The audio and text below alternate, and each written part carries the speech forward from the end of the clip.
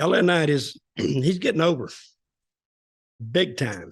When they took him away from the Maximum Male Models, and I predicted that the Maximum Male Models and I even forgot the name that he used then, they were dead on arrival, and they were. But at least they saw the worth in LA Knight, and they dumped the Maximum Male Models and kept LA Knight.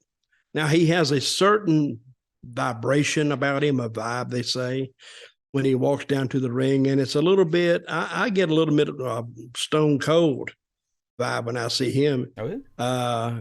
Yeah, even more than The Rock. But he's a great talker, good worker, and the people like him. They won't, sometimes you can be almost, even being a heel. I've seen this a lot of times. You put a performer out there, you want the people to dislike him, but yet on the other hand, they go the other way. So you have to listen to them, because if you continue to push him as a heel, the fans rebel on you. We don't want to see him that way. We kind of like him. And I did read a thing the other day, and why he's getting over. They look at merchandise sales. This guy's number one, this girl's number two, or this, is a female wrestler's number two, number three, no longer than he's been there. He's already number 4 in merchandise sales, and he was number 4 in losing matches. He lost about, 5 in a row, 6 in a row, but it doesn't matter, because the fans are telling the promotion, listen, we'll support this guy if you put him in something. And if you put him in something, now what's that tell WWE? Oh, if we make you more high profile, more merchandise will sell, which is true. So I want to commend him on doing a great job. He was doing this same thing in TNA, but TNA was kind of clunky at the time. This is the Eli Drake days, wasn't it? Eli Drake, and it was the same deal. Hey, let me talk to you. Oh, yeah. And he was Eli Drake, and he had it all down. And I think what happened, he went up there, and they wanted to make him something that he wasn't, that he had trouble. I mean, the Maximum Male Models, when he was there, he did a good job. It was just a crappy gimmick.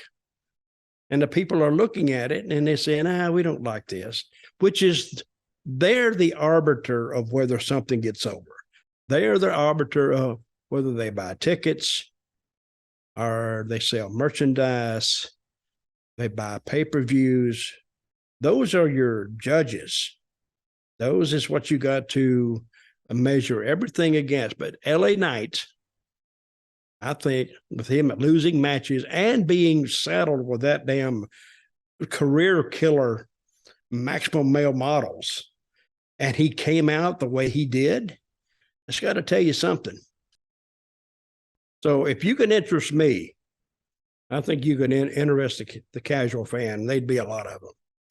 Now, there's a prevailing attitude among fans, or a belief, I should say, that when a performer gets themselves over, and it wasn't quite in the plans, sometimes WWE isn't that supportive of it. And I think like one of the most famous examples might have been Daniel Bryan, when you were in the company, in fact, around 2014 or 20, whichever it was when it was WrestleMania 30. And you, just by sheer force of will, the fans kept cheering, kept disrupting segments until they just couldn't ignore them any longer. Do you think that, do you think that's true, that WWE isn't always, they want to push who they want to push, and the fans have got to like it or lump it? And was that the case then? And is it the case now? It's not the case now. Then, yes, because you had a different guy really in charge. Vince was in charge. And it's going to be his way or no effing way. And because you could get over, they could cheer you, but Vince, sometimes he's stubborn. He's Irish. McMahon, he's Irish. He said, no, by God, I don't care what they do. And he didn't care. But now I think if they care, they're good. And they were telling him then, except he didn't listen. He didn't want to listen because he didn't want to be deemed wrong. Now, a thing he did that I think people almost roasted him over was even the Roman Reigns turn, because he was such a big good guy, big baby face when he left, and brought him back as a heel. And the people didn't like that. And they fought that and fought it and fought it. But your determination and your stubbornness can pay off. But Vince kept with him and kept with him and kept with him, even when things were down. And then they started building this story around Roman and the family. And finally, they got it to where it is today, and it's over, big time over. Now, I'll say 10 months ago, maybe a year ago, you had Roman Reigns, and that was about it. Because then everybody fell off the table. But now, since that time, they got Roman Reigns and the Usos hot. Sami Zayn got hot. Kevin Owens got hot by osmosis, just going in and helping. Then they got Gunther hot. He's cracked up. Cody. And Cody came over, but Cody came over with that built-in story.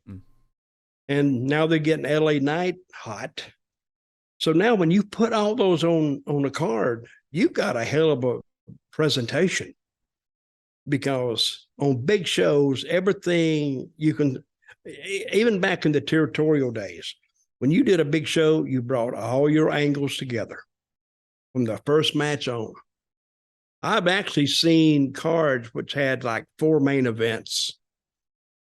I mean, that's just for the fans, 4 main events. But it was your hottest things you had going in a territory, in a company at the time, and it worked. So they're bringing all these things together, and they will peak them, believe me, they will peak them at SummerSlam, at WrestleMania next year.